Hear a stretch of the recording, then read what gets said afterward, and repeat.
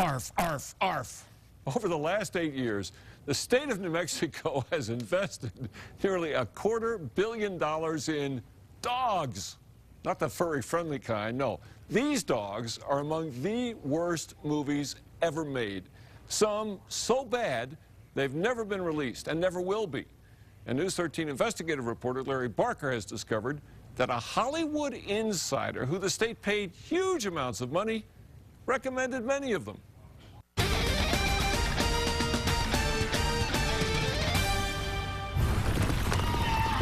We don't quit. We don't sleep. They call it The Burrowers, a science fiction drama filmed in New Mexico. Look familiar? Well, probably not. You see, this creepy thriller wasn't exactly a box office hit.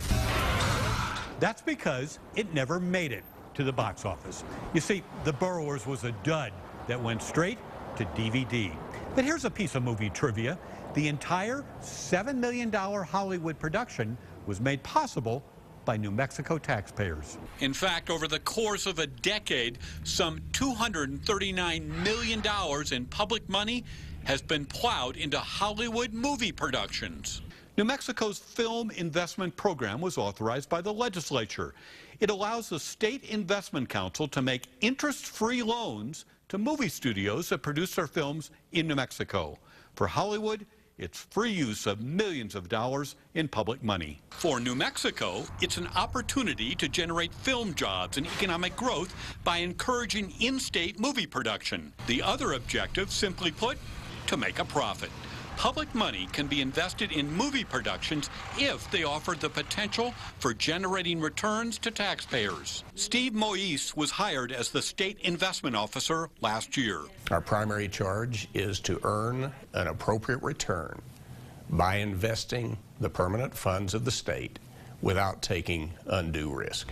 Isn't an investment in a film production pretty risky? There is a considerable amount of risk in film investment, yes. For example, in '06, state officials poured $15 million into a feature-length comedy called Swing Vote, starring Kevin Costner. Hundreds of locals were hired as crew for scenes in Albuquerque and Belen. But Swing Vote was a box office flop. There were no profits. And although the $15 million was paid back, taxpayers suffered a $1.6 million loss from the no-interest loan. It's not just Swing Vote. Practically all of the film investments have soured. Even though all the loans were paid back, New Mexico's bank account has been drained of millions through lost interest. Remember, New Mexico's film investments are limited to only those projects that have a, quote, reasonable probability of turning a profit. State investment officials may know a lot about stocks and bonds and next to nothing about the make-believe world of Hollywood. Movie deals are tricky, so the Investment Council hired an expert. Meet film investment advisor Peter Deckham. Can you all hear me? Is this on? A Hollywood insider, a top-dollar movie industry lawyer with connections. The Investment Council paid Deckham handsomely to review movie loan applications and make investment recommendations. For example, Deckham endorsed a $3.8 million interest-free loan to a comedy western horror flick called Undead or Alive. But it was a box office bust, and so was the low-budget horror film Cruel World that had free use of $1.7 million. And it was Deckham who thought a $15 million investment in the movie Elvis Has Left the Building might just pay off for taxpayers. Elvis not only left the building, it left taxpayers in the lurch. Out of the 24 film productions that the state invested in, how many of those actually provided a return to the state in profit? One. Is that a great return? It is not. Although an objective of the loan program was to make money, in the end, only the film advisor cleaned up. Peter Deckham's been paid more than $2 million to give advice. On the other hand, taxpayers lost almost $30 million from no-interest loans made to losing film deals.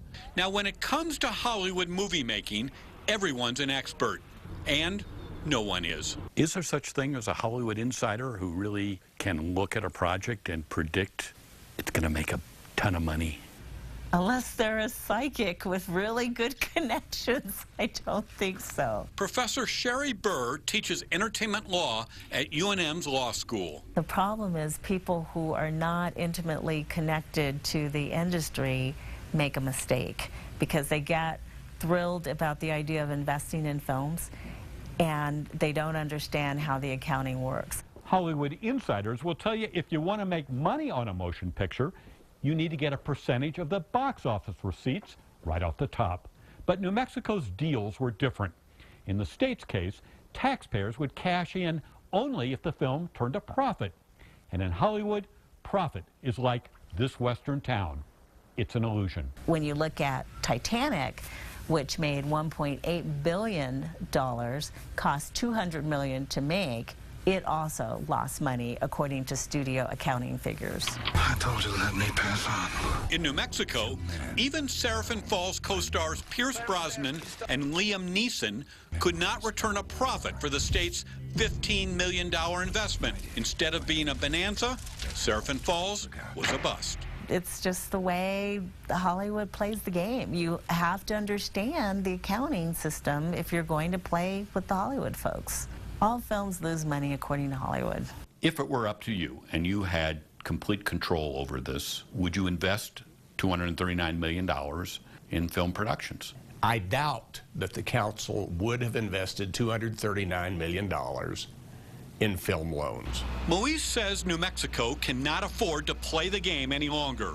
For starters, the Investment Council now has new membership. And one of their first orders of business, they fired Peter Deckham. And while the state can still make movie loans, the investments will no longer be interest-free. So far, there have been no takers. Larry Barker, KRQE News 13. The only movie that has turned a profit so far for the state, Jessica Simpson's comedy Employee of the Month. The state made a $500,000 profit off of that $13 million loan. Well, they did